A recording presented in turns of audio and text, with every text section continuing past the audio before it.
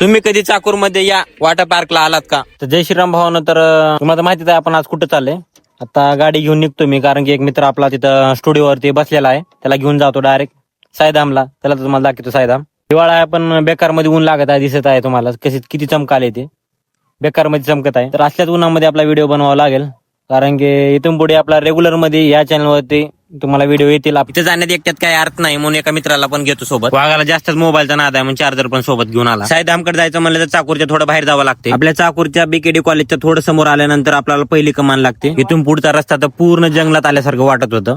इथं दुसरी पण कमान लागली, तिथून डायरेक्ट आपल्याला महादेवाचं दर्शन होतं इथून वर गेल्यानंतर. आणि ही तिसरी कमान काही कारणामुळे बंद आहे, कंटिन्यू मध्ये बंदच असते इथली. आणि ही आहे चौथी कमान, म्हणजेच मेन कमान, डायरेक्ट वॉटर पार्क कडे घेऊन जाते आपल्याला. या कमानीतून मध्ये आलेले असा नजारा बघायला भेटला की ते पहिलं कधीच बघायला भेटलं नाही, कारण की इथलं पूर्ण इथं माझ्यासाठी पण नवीनच होतं, कारण की इथलं पूर्ण स्ट्रक्चर जे होतं पहिलंच ते पूर्ण चेंज करून टाकलं त्यांनी. स्वच्छ झाडं वगैरे, खाली इथं कोबा नव्हता, हे सगळं कोबा वगैरे पूर्ण नवीन केलंय. तुम्ही एक वेळेस नक्कीच येऊन बघा. तुमच्या किती जरी गाड्या आल्या तर इथं आरामशीर गाड्या असं बसू शकतात, कारण की एवढा मोठं पार्किंगचा एरिया इथं दिलेला. तुम्हाला माशीसोबत पाण्यात जाऊन फोटो काढता येत नाही, म्हणून फक्त तुमच्यासाठी माशीलाच बाहेर काढून ठेवलेला आहे. इथं आपल्याला बघण्यासाठी खूप सारे मंदिर पण आहेत, आणि हे इकडल्या लांब लांब पायऱ्या आपल्याला डायरेक्ट मंदिराकडे घेऊन जातात. दमाला एवढी चढण्याच्या अगोदरच कसा बघितला नजारा, नादच करायचा नाही. आजूबाजूला तर तुम्हाला सांगतो आंब्याचे झाड जर इतके होते भयानक मध्ये, आंब्याचे झाड मध्ये तुम्हाला महादेवाचं दर्शन करून देतो, कारण की ते दाखवायसारखं असं भरपूर काही आहे. कितीही जरी दाखवलं तर व्हिडिओ मध्ये बसणारच नाही, व्हिडिओ खूप मोठा होईल. याला सायदाम का म्हणतात हे काही मला माहित नाही, कारण की इथं महादेवाची मूर्ती होती आणि मागे पण एक कृष्णाची मूर्ती होती. पाया पडून आम्ही डायरेक्ट बाहेर आलो, खूप ताण लागली होती म्हणून पाणी पण पिऊन घेतलं. इथं चाकूरचं सायदाम हे 3 पार्ट मध्ये बनलेलं आहे. इथं बघण्यासाठी खूप काही आहे, पण तुम्हाला फक्त आज तेवढं बाहेरचा पार्टच दाखवला आहे. अजून 2 पार्ट तुम्हाला मधले दाखवायचे आहेत. या व्हिडिओला जर चांगला सपोर्ट भेटला तर पुढचा पार्ट नक्कीच घेऊन येईल. भेटूया नेक्स्ट व्हिडिओ मध्ये. जय श्रीराम.